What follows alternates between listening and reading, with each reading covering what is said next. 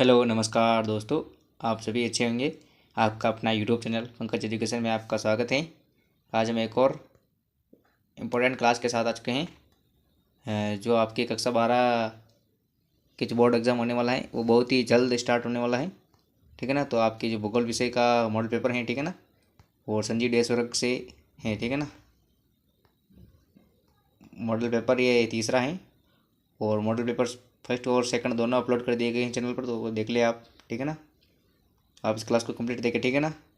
जो आपके एग्ज़ाम होगा वो 3.25 घंटे का होगा, ठीक है ना। और आपके पूर्णांक 56 नंबर का रहेगा भूगोल विषय में। तो स्टार्ट करते हैं। सबसे पहले खंड है में आपके आवश्यकता पूछेंगे। तो पहला प्रश्न देखते हैं। आरंभिक उपनिवेश युग में निम्न में से किस उपागम का प्रयोग मानव भूगोल में किया गया?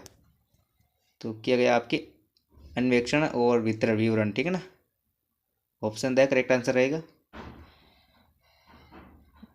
अगला, कौन सी विचारधारा दो विचारों पर्यावरणीय निश्चयवाद और संभववाद के बीच मध्य मार्ग को परिलक्षित करती हैं? तो वह करती हैं आपके नवनिश्चयवाद, ठीक है ना। ऑप्शन है करेक्ट आंसर रहेगा नवनिश्चयवाद। अगला प्रश्न है, जननांगीय संक्रमण की प्रथम अवस्था से संबंधित हैं? तो वो है आपके उच्च जन्म दर एवं उच्च मृत्यु दर, ठीक है ना। तो ऑप्शन है करेक्ट आंसर रहेगा। और अगला प्रश्न आपके, जनगणना 2011 के अनुसार भारत की जनसंख्या है? तो वो है 121 करोड़, ठीक है ना। 2011 की जनगणना के अनुसार 121 करोड़ है। ऑप्शन ब करेक्ट आंसर रहेगा। अगला प्रश्न है, मानव विकास प्रतिवेदन 2020 के अनुसार अति उच्च मानव विकास सूचकांक वाले देशों की संख्या है? तो ये है आपके 66, ठीक है ना। ऑप्शन है राइट आंसर रहेगा। अगला प्रश्न है, निम्न में से कौन सा शीतोष्ण घास का मैदान नहीं है? तो वो नहीं है आपके सवाना, ठीक है ना, savanna. Option the correct answer रहेगा। और अगला प्रश्न है, विनिर्माण उद्योग को किस क्षेत्र में सम्मिलित किया जाता है? तो वो किया जाता है आपके द्वितीयक क्षेत्र में, ठीक है ना, द्वितीयक क्षेत्र। ऑप्शन ब राइट आंसर रहेगा। अगला प्रश्न है, तृतीयक क्रियाकलाप संबंधित हैं? तो वो सेवा क्षेत्र से, ठीक है ना, सेवा क्षेत्र, सेवा क्षेत्र से, ठीक है ना। ऑप्शन है करेक्ट आंसर रहेगा। अगला प्रश्न है, विश्व का सबसे लंबा रेल मार्ग है?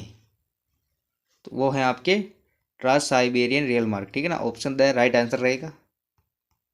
और अगला प्रश्न है, बिग इंच पाइपलाइन के द्वारा परिवर्तित किया जाता है? तो वो किया जाता है आपके पेट्रोलियम को, ठीक है ना। ऑप्शन से राइट आंसर रहेगा। और आप चैनल पर नए हो तो चैनल को सब्सक्राइब कर दें ताकि आपको और नए नए मॉडल पेपर प्राप्त हो मिलेंगे, ठीक है ना, देखने को मिलेंगे। और अगला है, निम्न में से किस देश में मानक रेल? और आप अगर चैनल पर नए हो तो चैनल को सब्सक्राइब कर दें ताकि आपको नए मॉडल पेपर देखने को मिले। तो आगे देखते हैं, निम्न में से किस देश में मानक रेल लाइन का उपयोग होता है? वो होता है आपके ब्रिटेन में, ठीक है ना। ऑप्शन ए राइट आंसर रहेगा, ब्रिटेन। और अगला प्रश्न है, केरल का जनसंख्या घनत्व कितना है? तो वो है आपके 859, ठीक है ना। ऑप्शन द राइट आंसर रहेगा। अगला, भारत में पहली संपूर्ण जनगणना हुई थी? तो ये हुई थी आपके 1881 में, ठीक है ना। ऑप्शन है राइट आंसर रहेगा। और अगला प्रश्न है, सबसे बड़ा नगरीय संकुल है? तो वो है आपके ब्रहन मुंबई, ठीक है ना। ऑप्शन द राइट आंसर रहेगा। और आगे देखते हैं, स्वर्ण चतुर्भुज परियोजना किन प्रमुख शहरों को मिलाती है? तो वो मिलाती है दिल्ली, मुंबई, चेन्नई, कोलकाता, ठीक है ना। 4 महानगरों को मिलाती है। तो ऑप्शन ब राइट आंसर रहेगा, ठीक है ना। और अगला प्रश्न है, दो या दो से अधिक देशों के मध्य व्यापार कहलाता है? तो वो कहलाते हैं आपके अंतर्राष्ट्रीय व्यापार, ठीक है। ऑप्शन है राइट आंसर रहेगा। अगला प्रश्न है, सहकारी कृषि को सबसे अधिक सफलता किस देश में मिली? तो डेनमार्क में, ठीक है ना। किस देश में मिली? डेनमार्क में। ऑप्शन से राइट आंसर रहेगा। और अगला प्रश्न है, प्रतिकर्ष और अपकर्ष कारक संबंधित हैं? तो वो है प्रवास से, ठीक है ना। ऑप्शन द राइट आंसर रहेगा, प्रवास। ये आपके 18 वर्ष रहेगा रहेंगे और एक वर्ष रहेगा आधा नंबर का, ठीक है ना, तो 9 नंबर के कुल रहेंगे। और आगे रिक्त स्थान, व्यवहारवादी भूगोल खालिस्तान का उपक्षेत्र हैं, तो सामाजिक भूगोल का, ठीक है ना, सामाजिक भूगोल, सामाजिक भूगोल का उपक्षेत्र है, ठीक है ना, सामाजिक भूगोल। और आगे देखते हैं, खालिस्तान के अनुसार एशिया में बहुत अधिक स्थानों पर कम लोग तथा कम स्थानों पर बहुत अधिक लोग रहते हैं, तो जॉर्ज बी क्रेसी, ठीक है ना। अगला, मध्यम मानव विकास वर्ग में कुल खालिस्तान देश सम्मिलित हैं, तो 36, ठीक है ना। अगला, वृद्धि वृद्धि का अर्थ खालिस्तान परिवर्तन से है, तो मात्रात्मक, ठीक है ना, मात्रात्मक परिवर्तन से। और अगला, चलवासी पशुचारण प्राचीन खालिस्तान व्यवसाय हैं, तो वह जीवन निर्वाह, ठीक है ना, जीवन निर्वाह,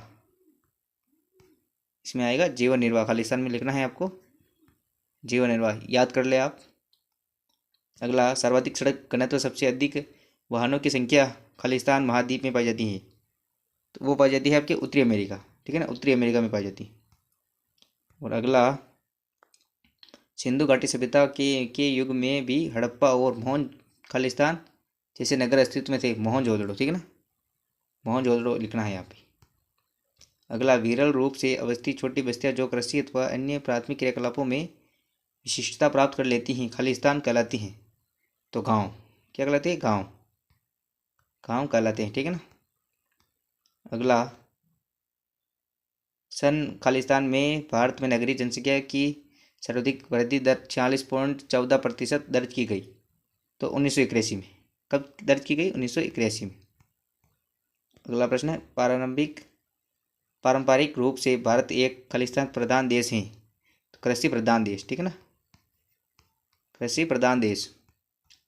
अगला, आपके अतिलोकतरात्मक प्रश्न रहेंगे, जनसंख्या घनत्व ज्ञात करने का सूत्र लिखिए, तो वो होता है आपके जनसंख्या घनत्व बटे बराबर जनसंख्या बटे क्षेत्रफल, ठीक है ना।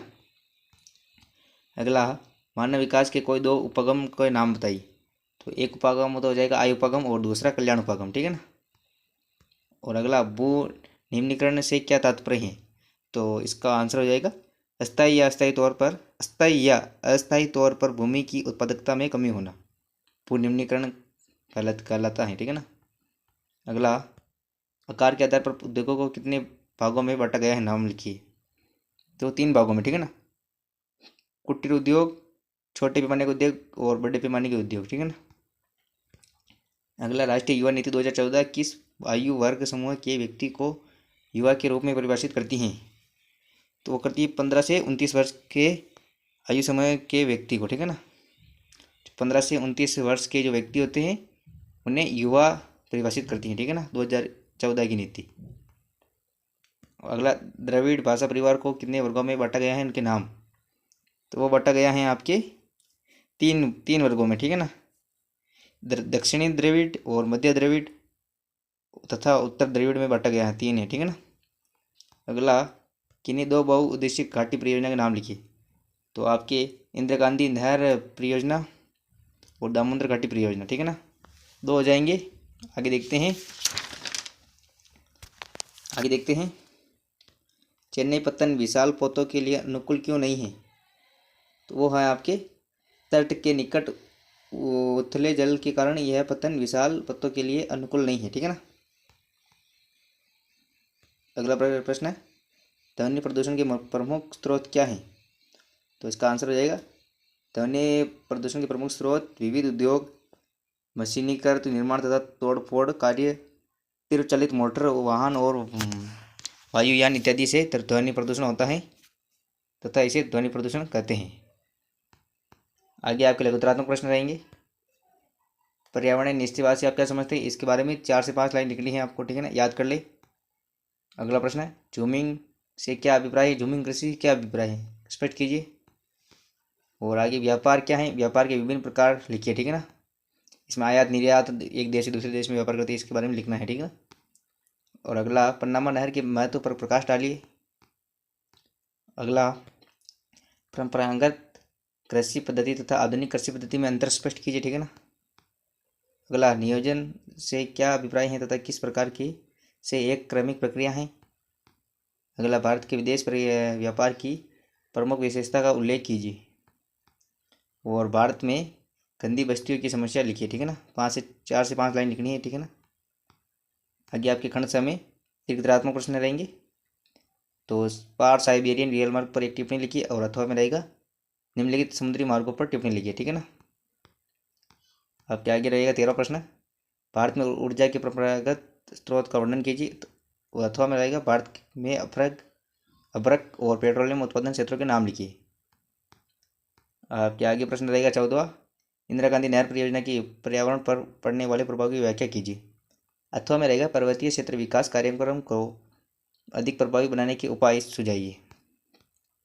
आगे आपके खंड द में रहेगा निम्नात्मक प्रश्न।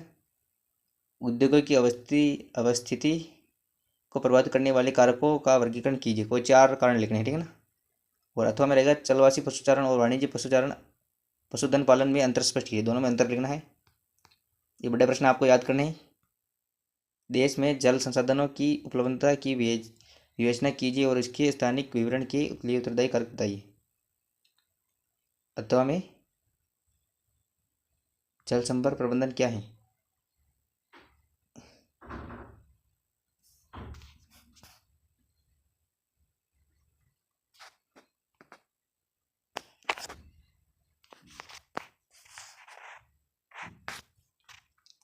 अगला है जल संपर्क प्रबंधन क्या है। क्या आप सोचते हैं कि सतत पोषण विकास में एक महत्वपूर्ण भूमिका अदा कर सकता है, ठीक है ना।